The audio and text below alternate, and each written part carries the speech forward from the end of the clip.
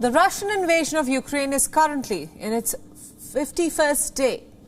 And there is now a possible new dimension to this entire conflict. In the latest coming in, the Moscow authorities have now warned that Washington is now arming its weapons against Ukraine. This after the US President Joe Biden announced another $800 million of military assistance to Ukraine, accusing the Biden administration of adding fuel to the war. Moscow has now sent a formal diplomatic note to Washington, D.C. The note, called Démarche, which was sent through normal channels, highlighted how the weapons sent by the United States were having an impact on Kremlin. The note further suggested that Russians were concerned about the new tranche of the sophisticated offensive weaponry that is currently a part of the Biden administration's $800 million package. And now let's tell you about what's happening on the weapons front. That is, the weapons that the Biden administration is currently sending. Now, this consists of an 18 ISS-MM howitzers, 40,000 artillery rounds, 200 M13 armored personnel carriers, 11 M17 helicopters, and 100,000 Switchblade drones, and 500 Javelin anti-armor missiles. According to American officials, these weapons will help the Ukrainian soldiers to fight a different style of battle. In the open areas of the Donbass region in particular, where Russian forces currently appear to have taken a stronghold, and they are currently open to amassing an attack. The two-month war has severely depleted Kyiv's firepower. But the Ukrainian forces continue to fiercely resist the Russian onslaught, but its armory is depleted. And the Ukrainian president is cognizant of the same. He is currently pressing for an urgent delivery of these ammunitions. Listen in. Чим більше і чим швидше ми отримаємо всю зброю, яку запросили, тим сильніші будуть наші позиції, тим скоріше буде мир. The Kremlin has warned that arming Ukraine with weapons can lead to unpredictable consequences, which includes targeting deliveries of the weapons to eastern Ukraine in particular. Now, this has become the recent focus of Russia's twofold month-long invasion of Ukraine. This has further prompted fresh risks of a direct Russia versus NATO confrontation. And there is some substance to the Russian threats. Moscow has now warned repeatedly that any weapon or weapon deliveries to Ukraine would then be legitimate targets. And this is what made NATO rethink its vows to arm Ukraine. And on March 13th, Russia attacked a Ukrainian military base close to the alliance's border, and the Yarov base is currently located 25 kilometers from the Polish border. It was earlier struck by the Russian missiles, killing 35 people and injuring more than 130. But ever since then, Ukraine has managed to thwart the Moscow advances, forcing it to redeploy its troops. But the sinking of the Russian warship Moskva in the Black Sea could lead to an escalation. Ukraine claims that the Russian Navy's warship was hit by its missiles, a claim which has now got the Pentagon thinking and backing. And the Pentagon has now backed the S-10 Crew missile cruiser, which was initially a symbol of Russia's military firepower and was leading its naval offensive when it comes to the Ukrainian territory. Washington claims that the damage to the Russian warship will further impact Moscow's capability in the war. Listen in. Again, that said, this is a cruiser. They only have 3 in this class. It's a ship that is roughly 600 feet long. It has a crew of almost more than 400, almost 500 sailors on board. And it's basically designed for air defense. That's what this ship is designed to do, not unlike our own cruisers. So it's going to have an impact on their capabilities, certainly in the near term.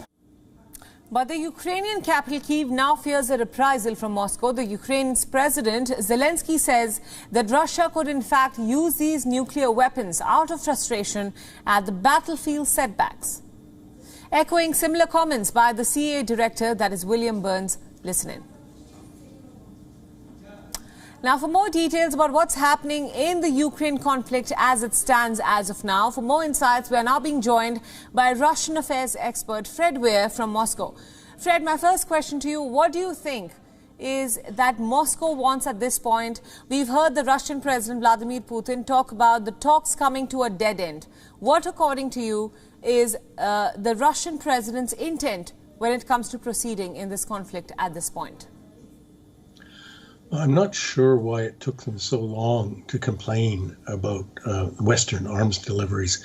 I mean, Ukraine is basically awash in all kinds of Western-made small arms, anti-tank, shoulder-mounted anti-aircraft missiles.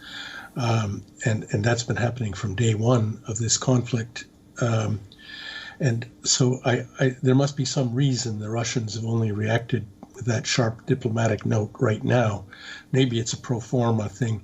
But the Russians are preparing to launch a major offensive in the east of Ukraine, one that's been prepared from the beginning. Really, it was what they said from the very beginning was their main objective, that is to crush the Ukrainian army in the Donbass.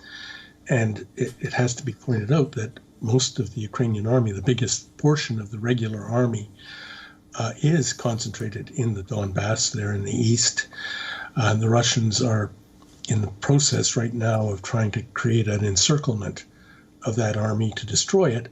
And in the course of that, they're also bombing and destroying all the oil refineries, oil storage tanks, railroad junctions. So it's not even clear whether, even if large amounts of American weapons that you listed there start arriving in Ukraine, whether they can be transported to the east where the fighting is about to erupt in a very big way. So I think that this is what everything hinges on, whether the Russians can complete that encirclement and destroy that army. If they do, they'll have the victory that they claim to want. I don't think they any longer are interested in regime change, certainly not interested in occupying all of Ukraine. But they, I think, are really seriously wanting a major victory. And that if they can complete this operation, then perhaps they'll get it. Absolutely. Now, Fred, you've spoken about the Russian intent for a major victory, so to speak.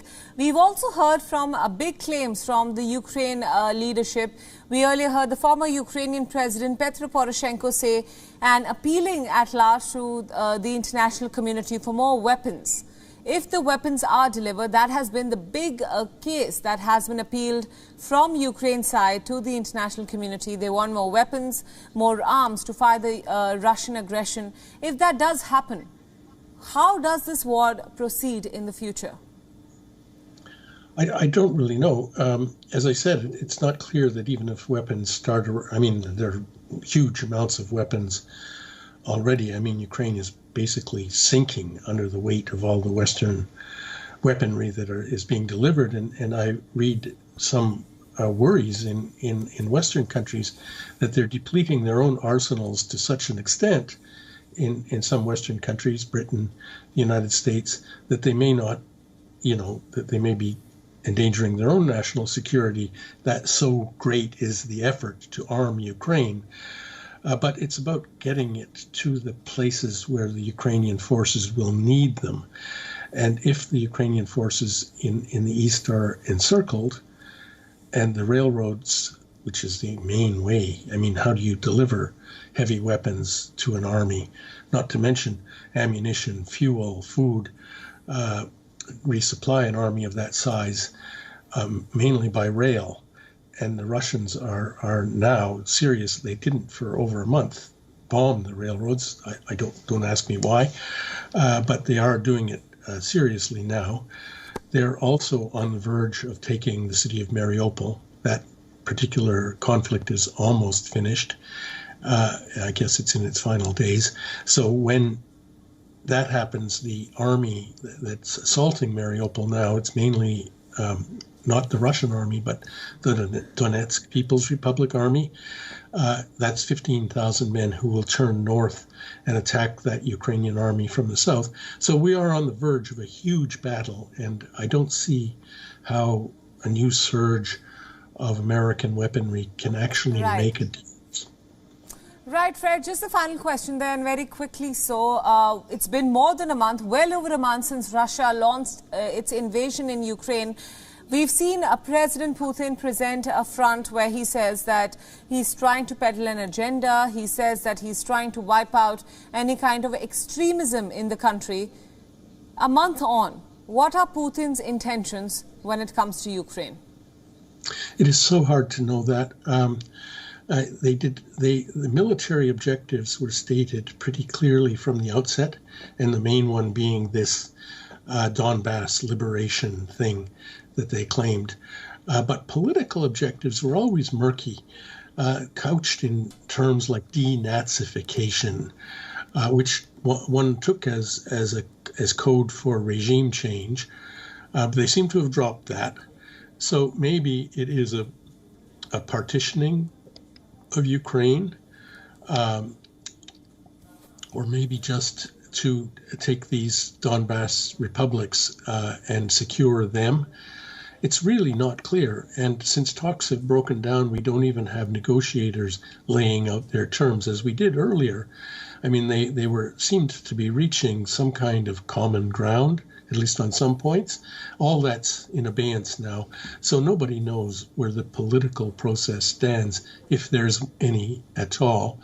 And although the West and the United States in particular are heavily engaged in arming Ukraine, they're not doing anything on the diplomatic front at all. They too seem content to let this war drag on. Absolutely. Fred Weir, thank you so much for all those insights, and thanks for joining us on Beyond World is One at this hour. My pleasure. Beyond World is One is now available in your country. Download the app now and get all the news updates on the move.